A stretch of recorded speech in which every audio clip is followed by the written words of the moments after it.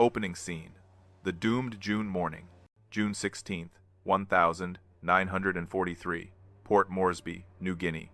The air was heavy with tropical humidity, and the heat was building even before the sun could burn off the low coastal haze clinging to the Owen Stanley Range. Captain Jay Zeamer Jr., a man whose quiet intensity belied his years, methodically fired up the four mighty Wright Cyclone engines of his B-17E bomber. The noise, a deep, rhythmic roar, was the sound of overwhelming power, yet today it felt like an anxious pulse. The aircraft, bearing the official identification number 41-266, was far better known by its ironic, almost affectionate nickname, Old 666. It sat at the very end of the runway, loaded far beyond typical capacity, with enough fuel for a grueling 10-hour round-trip flight, and enough ammunition, scavenged and carefully secured, to suggest the commencement of a small, private war. The absence of escort and calculated risk. What was glaringly and terrifyingly absent was the sight of any P-38 Lightnings or P-40 Warhawks preparing to join formation. Old 666 would fly alone. Zeamer was about to pilot his bomber over 1,000 miles of hostile ocean and deep into the most heavily defended Japanese airspace in the Pacific, accompanied only by his crew of 9 hand-picked volunteers. Every man aboard was a veteran, and every man knew the stark reality. The odds of returning were infinitesimally small. Data as destiny. The urgency of Operation Cartwheel. The mission briefing, delivered hours earlier, had been grimly blunt. Allied intelligence was paralyzed by a lack of current data. They desperately needed reconnaissance photographs of Bouin and Bougainville in the northern Solomon Islands. Japanese forces were rapidly completing massive airfield complexes there, a formidable threat. General MacArthur's forward planners needed to know exactly what defenses they were facing before they could risk launching Operation Cartwheel, the linchpin strategy designed to neutralize Rabaul. The impossibility of range and standard doctrine. The central problem was simple geography and inadequate technology. Bouin sat roughly 600 miles deep into enemy territory, completely surrounded by a network of airfields supporting at least 400 Japanese fighters. Standard doctrine mandated that photo reconnaissance missions receive heavy fighter escorts, but the distance was too great. No Allied fighter in the Pacific had the operational range to make the required round trip, escort the bomber over the target, and return safely. The pilot's refusal and the reality of suicide. 3 different established bomber crews had already been offered this assignment, and all 3 had declined. The official records were diplomatically vague, declined due to tactical concerns. But the stark, unofficial reality was common knowledge in the hangar. Experienced pilots, looking at the maps and running the numbers, correctly informed their commanders. This wasn't a mission, it was a suicide, run with extra steps. The exposure was total. Predictable exposure. A heavy bomber, flying alone over known enemy strongholds, was forced to maintain predictable altitudes and steady speeds, simply because the specialized photo equipment of 1943 required a stable platform. The Japanese lookout posts and radar would spot Old 666 from 50 miles away. They would have ample time to vector every available Zero into the interception zone. There would be no cloud cover, no maneuverability, and no one to help. The appearance of the Maverick engineer. It was then that someone suggested Jay Zeamer. He wasn't necessarily the pilot with the most decoration or the smoothest record, but Zeamer carried a unique reputation for volunteering for the missions nobody else wanted, and despite all predictions, somehow always bringing his plane and crew back alive. He'd flown Old 666 on countless hazardous mapping runs over previously uncharted sections of New Guinea, constantly staying just ahead of Japanese patrols. The rescue imperative. Strategic and moral duty. When headquarters offered him the Bougainville mission, Zeamer's response was immediate and focused. He studied the charts, recalculated fuel consumption based on reduced power settings, and consulted his crew. He understood the danger intimately. His profound motivator, however, lay elsewhere. 9 Allied air crews, nearly 90 men, were currently stranded in the waters and jungles around Bougainville, survivors of previous operations, hiding from Japanese patrols and waiting for rescue. Data as salvation. The reconnaissance photographs from this specific flight would be the critical piece of intelligence, providing rescue coordinators with the exact locations of enemy positions, confirming safe withdrawal routes, and identifying viable island pickup points. Those photographs could mean the difference between immediate life and certain death for nearly 100 men. The cargo in his bomb bay was not destruction, it was salvation. The takeoff and the silent vow. On that grim June morning, Zeamer and his crew climbed aboard Old 666, performed their pre-flight checks with a quiet professionalism that bordered on fatalism, and rolled down the runway at Port Moresby. The control tower wished them good hunting, but nobody said, "See you later." As the bomber lifted off and turned north into the coastal haze, more than a few ground crew members silently wondered if they had just witnessed 10 men fly directly to their deaths. The unwanted pilot and the unwanted bomber. The story of Captain Zeamer's success is rooted in institutional negligence and personal refusal to be contained. This narrative is not about the military's elite. It is about a pilot nobody wanted, inheriting a bomber nobody wanted, and transforming both into a legend through sheer engineering ingenuity and stubborn refusal to accept limitations. The MIT engineer's frustration. Zeamer, an MIT engineering graduate, arrived in the Pacific in 1942. His excellent flying skills were matched only by his terrible assignment, backup pilot a spare who flew mundane cargo runs. This was deeply humiliating for a man driven to combat. The rebellion against protocol. Zeamer's problem, in the eyes of his rigid superiors, was his intelligence and independence. He questioned outdated tactics. He openly suggested aircraft modifications that ground crews had not requested. He spent his time studying complex Japanese fighter tactics rather than conforming. This made him a troublemaker. The final institutional judgment was damning. Lieutenant Zeamer, while competent, showed insufficient deference to established protocols. Military language for this pilot thinks he's smarter than his commanding officers. The wreckage and the vision. Then, the badly damaged Old 666 arrived. Shot up and barely salvageable, it was towed to the far end of the airfield, marked for eventual scrapping. For most, it was invisible wreckage. For Zeamer, it was a profound opportunity. The bargain and the misfit crew. He proposed a radical bargain to his commanding officer. "Let me fix it and let me keep it. I'll form my own crew, run our own missions, and stay completely out of everyone's way." The skeptical permission was granted. Sure, whatever. Zeamer immediately recruited his crew, Joe Sarnosky, a brilliant bombardier and fellow outsider, and other gunners and operators who were all united by the shared experience of being overlooked. Creative engineering beyond regulation. Zeamer and his misfit crew rebuilt Old 666 from the frame out, turning it into a fortress that Boeing engineers never conceived. Armament upgrade. Standard B-17E carried 13, 50 calories guns. Zeamer added 6 more, total 19. Scavenging weapons and installing them in custom mounts to ensure interlocking fields of fire with no blind spots. Ventral defense. He installed guns firing straight down through the fuselage floor, eliminating the highly vulnerable belly area, a favorite attack point for Japanese Zeros. Armor and ammunition. He added extra armor plating to the nose section, technically against safety regulations and weight limits.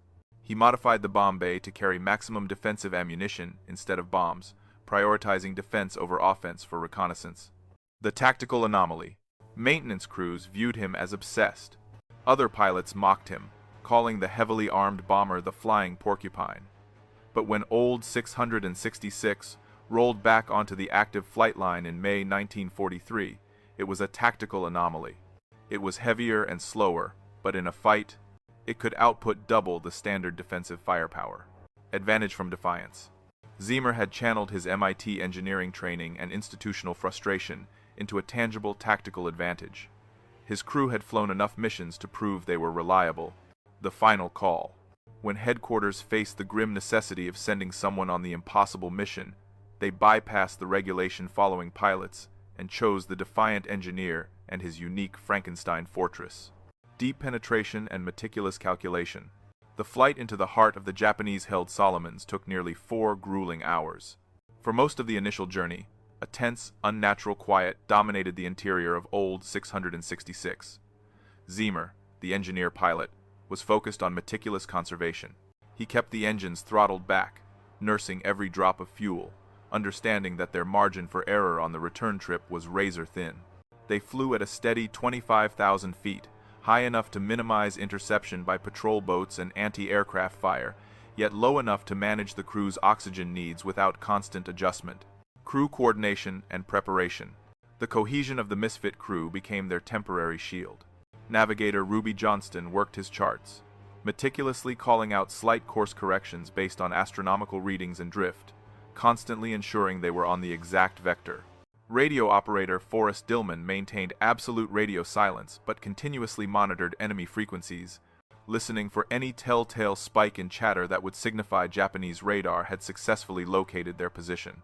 In the nose, Bombardier Joe Sarnosky, the crucial technical expert, made final adjustments to the large format K-17 cameras, ensuring precise lens angles and correct exposure settings. The atmosphere wasn't panic. It was the controlled, internalized pressure of highly trained professionals confronting a near-certain death trap. The moment of exposure. At approximately 0900 hours, they reached the objective. Zeamer dropped the bomber to 20,000 feet and leveled out. The photopass began. This was the period of extreme vulnerability. For the intelligence photographs to be usable, sharp, clear, and geometrically accurate, old 666 had to fly with unwavering stability, maintaining exact altitude and speed. No evasive maneuvers, no deviation allowed. They had to hold steady while the cameras continuously captured image after image of the airfields, gun emplacements, and supply depots below. The alarm is raised. They were 3 minutes into the critical 6-minute run when waist gunner William Vaughn shattered the tense silence. Black dots were climbing fast and aggressively from the direction of Kahili Airfield. Vaughn keyed his intercom, his voice tight but controlled. Fighters 5 high. Looks like zeros, skipper. I count at least 15. Maybe 20. The controlled tension vanished, replaced by sharp, immediate danger. The do-or-die decision. Zeamer's response remained eerily calm, a cold core in the escalating crisis. How long until they reach us, Ruby? Johnston, running quick mental math based on the Zeros' climb rate, replied, 3 minutes, maybe 4. Zeamer faced the ultimate military and moral dilemma. Break off now, run for home, and deliver incomplete data, or hold the course, finish the photographic run, and face the overwhelming enemy force head-on. Zeamer never entertained the thought of failure. The moral weight of the 87 stranded airmen was their final command. All guns, get ready, we're finishing this run. The unavoidable collision. The gunners scrambled, chambering rounds and scanning the sky. The black dots grew larger rapidly, resolving into the distinctive, deadly silhouettes of Mitsubishi. A 6M0's pilots trained for dominance and operating over their home territory. Intelligence suggested the Japanese had over 400 fighters in the northern Solomons. They were clearly sending a substantial intercept force to welcome the lone American bomber. The unprecedented defense. The first Zero attacked at 9-7. Tail gunner Herbert Pugh returned fire instantly, his twin, 50 calibers, hammering out rounds at 800 rounds per minute. The Zero broke off, but 3 more immediately followed, attacking simultaneously from multiple directions, a tactic designed to overwhelm standard B-17 defenses. But old 666 was different. Its 19 guns ensured that Zeros attacking from any vector ran into concentrated, interlocking fire. Attacks from the rear met the tail, both waists, and the dorsal turret. Critical attacks from below were met by Zeamer's supplementary ventral gun. Material stress and Zeamer's precision. The aircraft shook violently under the impact of enemy rounds and the simultaneous, rotating recoil of its own heavy armament. Empty brass casings piled up on the floor. The heat from the continuous firing raised the internal temperature past 100 degrees Fahrenheit. Zeamer flew the bomber not just with skill, but with the precise calculation of an engineer making micro-corrections, constantly counteracting the buffeting, never enough to ruin the photo run, but just enough to disrupt the enemy's aim by critical fractions of a degree. Through the storm of fire, the cameras continued their steady, silent work. The breaching of the cockpit. The Zeros kept coming, wave after wave, determined to break the stable platform. At 9:12, catastrophe struck the flight deck. A 20mm cannon shell punched through the cockpit windscreen, detonating inside. Shrapnel tore through the instrument panel, severing vital control cables and destroying half of Zeamer's essential gauges. A piece of hot metal lodged painfully in Zeamer's right arm. Another fragment sliced his leg. Blood immediately soaked his flight suit, yet he kept both hands firmly on the controls. The cameras were still running. Joe Sarnosky's final duty. In the nose compartment, Joe Sarnosky, the unsung hero, had just finished changing a film magazine, the last major technical task requiring his attention, when a Zero launched a direct head-on attack. Sarnosky swung his .50 caliber forward and opened fire. The Zero shuddered and smoked, but its guns raked the B-17's nose before crashing. The ultimate sacrifice. Sarnosky jerked backward, hit multiple times in the abdomen and chest. The injuries were instantly and visibly catastrophic. Sarnosky, the MIT-educated bombardier, knew the physics of his own life had reached its final seconds. Yet, refusing to abandon his post, he grabbed the gun handles, braced himself against the navigator's table, and kept firing. When another Zero swept past, Sarnosky's burst caught it perfectly, sending it spinning into the ocean, his third confirmed kill of the engagement. Protecting the cargo of salvation. He fired one last, desperate burst before collapsing over his gun, instantly unconscious from massive blood loss. Sarnosky had physically fought for several agonizing minutes with fatal wounds, fulfilling his duty to the very end and ensuring that the mission's core intelligence, the film magazines, remained intact and protected beneath his body. Defensive adaptation and crew endurance. In the back, the gunners faced the Zeros' tactical shift, attacking from below and ahead, exploiting less armored angles. Waist gunner William Vaughn was hit in the shoulder and head, the world going red and dizzy, but he stayed at his post. Tail gunner Herbert Pugh had been firing almost continuously for 8 minutes, his barrels glowing cherry red, stopping only after confirming his 4th kill. Ammunition belts were running critically low. Britton's courage and Zeamer's foresight. Co-pilot John Britton took shrapnel in both legs. Critically, the extra armor plating Zeamer had installed against regulations absorbed the primary force of the 20mm blast, mitigating a potentially fatal injury. Britton looked over at Zeamer, saw him slumped forward, barely conscious, and realized the situation had become exponentially worse. He assumed the controls, despite severe leg wounds, flying on pure determination, collective will and command. The entire crew became an emergency triage and defensive machine. Radio operator Forrest Dillman grabbed a spare machine gun and fired through an open window. Navigator Ruby Johnston fed ammunition belts and called out enemy positions, despite a fresh wound in his shoulder that he hadn't reported. Evasion and retreat. At 9:15, the photo run was complete. Zeamer, barely lucid, spoke the crucial words, "Photo's done. We're getting out of here." He pushed the yoke forward, adding speed to confuse the enemy's targeting calculations. The victory of resistance. But old 666 refused to die. After 13 minutes of non-stop attack, the Zeros, having lost at least 5 aircraft, confirmed destroyed, recognized that the cost of engaging the heavily armed bomber was exceeding the gain. Around 9:20, they broke off the attack and turned back toward their bases. The aftermath and damage assessment. The sudden silence was almost worse than the battle, replaced only by the screaming wind through dozens of holes, the drip of hydraulic fluid, and the alarming rattle of the damaged engine #3. Zeamer tried to take stock. Partial control, sluggish rudder, destroyed instruments, and 0 hydraulic pressure. Landing gear and flaps would be a major problem. Flying by determination and shared control. Zeamer, battling to keep consciousness, nodded to Britton. They began a terrible rotation, trading off every 15 to 20 minutes. Britton held the aircraft steady, while Zeamer performed crude battlefield medicine, tying tourniquets with torn flight jacket pieces to stem the massive bleeding. A final act of comfort. In the nose, Ruby Johnston found Sarnosky unconscious, recognizing the mortal wounds. He could only wrap Sarnosky in every available jacket and blanket, a final act of human respect, hoping to delay shock until help arrived. Technical failure and the descent. Engine #3 finally seized completely around 10:30 hours. Old 666 was forced to fly on 3 engines, slowly losing altitude, descending below 15,000 feet. They were still 300 miles from Port Moresby, flying a crippled, bleeding aircraft held aloft by sheer stubbornness and loyalty. The silent vow. Somewhere over the Solomon Sea, bleeding and broken, the crew kept flying toward home.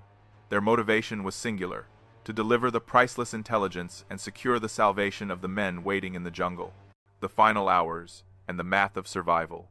As old 666 lurched through the sky on its remaining 3 engines, every man was focused on the fragile film magazines in the nose.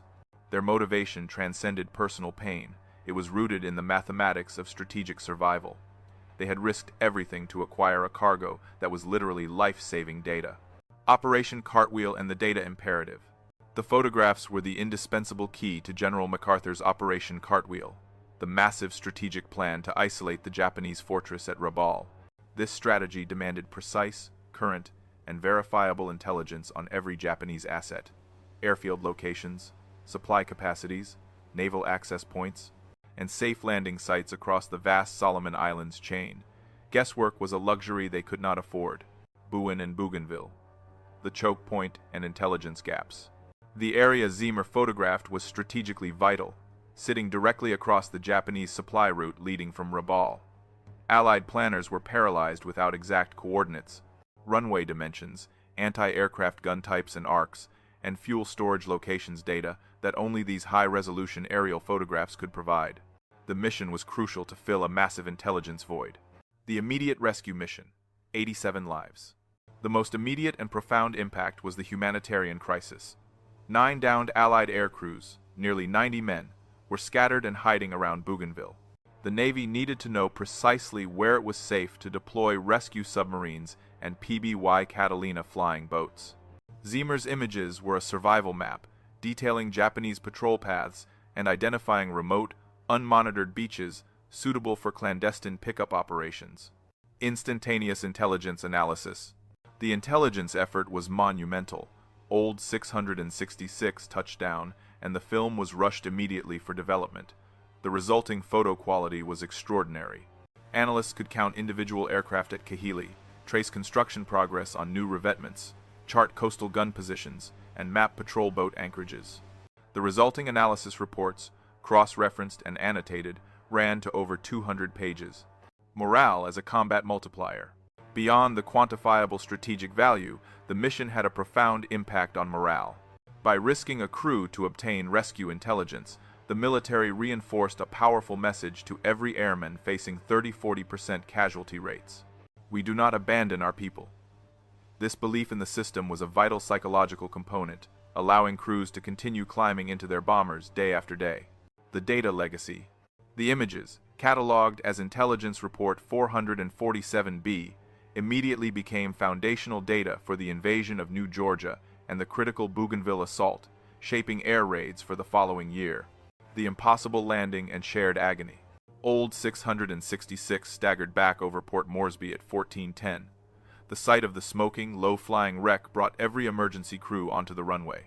Zeamer and Britton, barely conscious, worked together on the manual crank to lower the landing gear for 10 agonizing minutes, sharing the physical burden of their wounds. Survival landing and heroic toll. With minimal hydraulic control and a dangerous landing speed, Zeamer brought the severely damaged bomber down. Medics found 10 men, all wounded. In the nose, they found Joe Sarnosky dead, but still slumped over his gun position. He had fought until his last breath to protect the film, embodying the ultimate commitment to the mission's objective. The rescue consequence. Within 48 hours, based on the clear, current intelligence, rescue operations launched. Coordinated efforts saved 87 out of the 90 stranded airmen.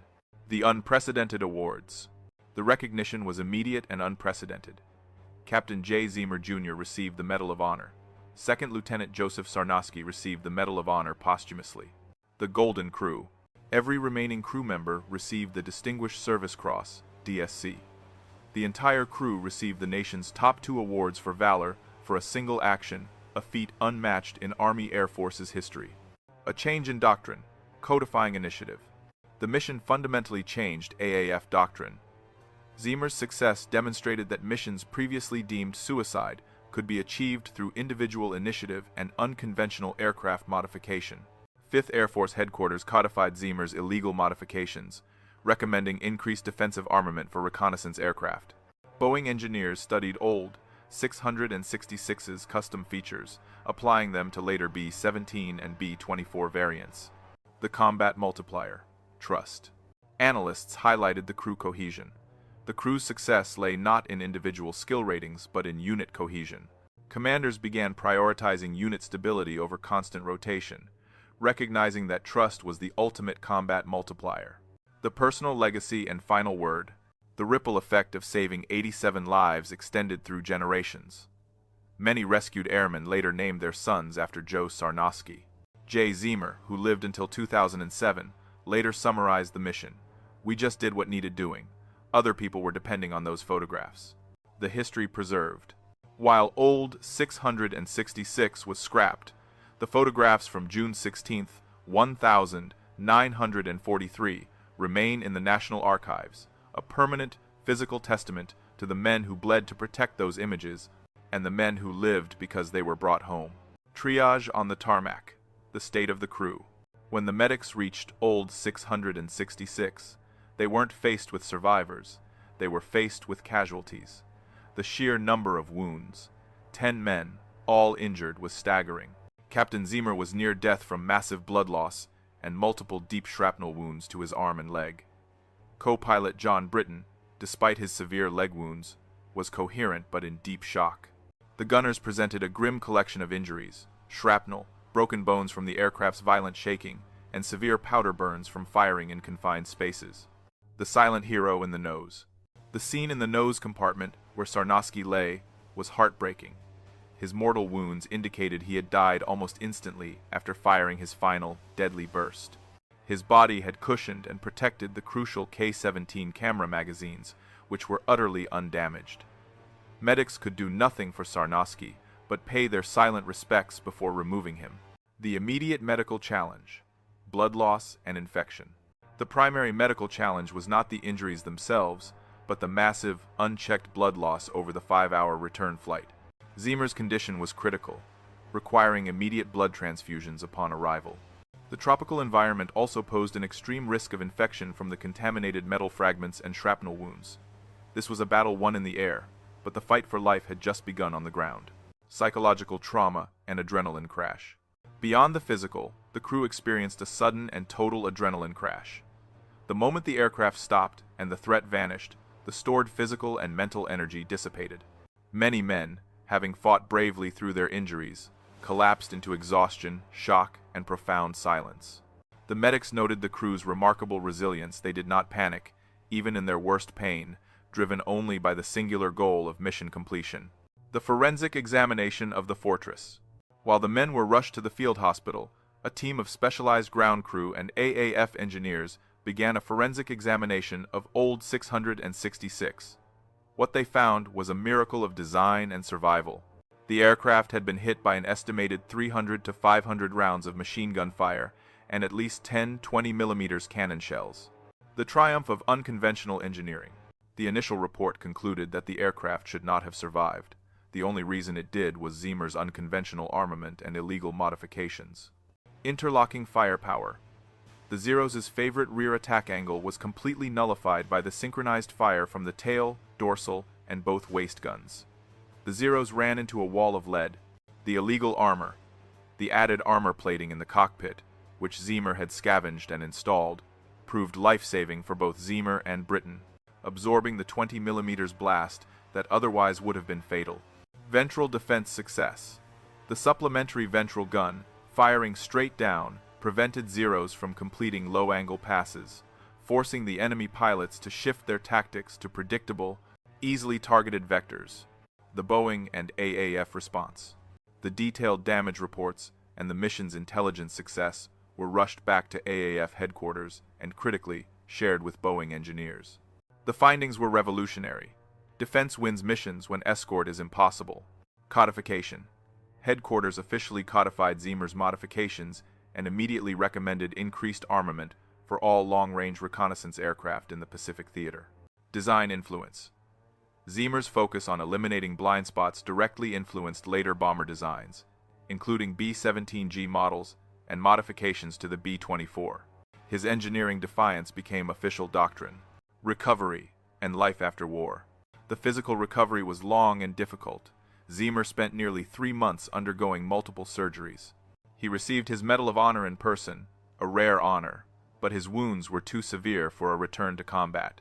He was grounded, his combat career over. John Britton and the gunners recovered and, remarkably, returned to flight status, forever bound by the event. The living legacy of the rescued. The true legacy of old 666 lay not just in the medals of honor, but in the 87 men whose lives were saved. The ripple effect of this action was profound.